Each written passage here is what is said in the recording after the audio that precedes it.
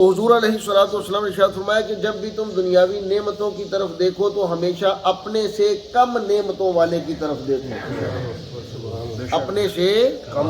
جس کے پاس تمہاری نعمتوں سے کم نعمتیں ہیں اس کی طرف دیکھو تو تم اللہ ذو الجلال کے صابر و شاکر بندے بن کر رہو گے۔ اور اگر تم ان لوگوں کی طرف دیکھو گے جو تم سے زیادہ نعمتوں کے حامل ہیں تو تم اپنے پاس موجود نعمتوں کی تحقیر کرو گے۔ ایسے بندے نہ بنو جو ناشکر کرنے والے اور صبر نہ کرنے والے بندے ہیں، اور یہ تبھی ناشکری ہوتی ہے اور بے صبری ہوتی ہے جب خود سے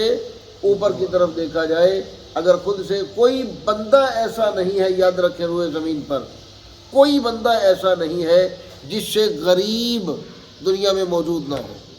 جس سے مسکین دنیا میں موجود نہ ہو۔ ہر بندے سے کمزور، غریب، بدحال، ضعیف، غریب موجود ہے دنیا میں۔ تو بندہ جب دیکھے، اگر ان کی طرف دیکھے گا تو اللہ تعالیٰ کا شکر کرے گا کہ یا اللہ تو جو مجھے دیا تیرا شکر ہے۔ اور اگر اوپر کی طرف دیکھے گا تو پھر وہ بھی بے شمار بندے نظر آئیں گے،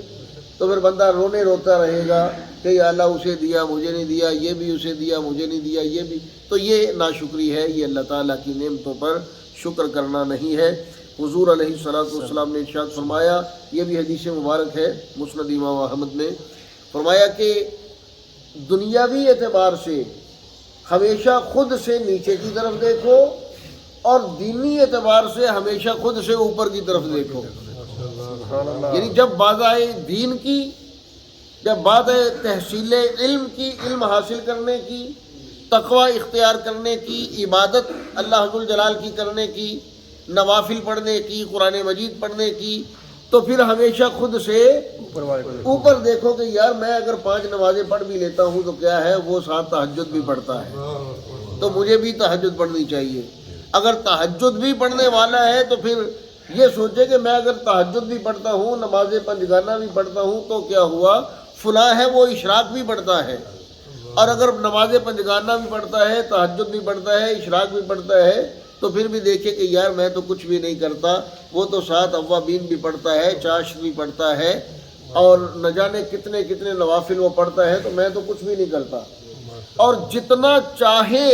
عبادت کرنے والا ہو، جس طرح غربت کی کوئی انتہا نہیں، بدحالی کی کوئی انتہا نہیں، جہالت کی کوئی انتہا نہیں، اس طرح تقوی کی بھی کوئی انتہا نہیں، علم کی بھی کوئی انتہا نہیں، اللہ تعالیٰ کی عبادت میں کثرت کی بھی کوئی انتہا نہیں۔ تو ہمیشہ دین کے معاملے میں خود سے اوپر دیکھیں، کوشش بڑھتی جائے گی، عبادت بڑھتی جائے گی، تقوی بڑھتا جائے گا، علم بڑھتا جائے گا۔ اور دنیاوی اعتبار سے ہمیشہ خود سے نیچے کی طرف دیکھیں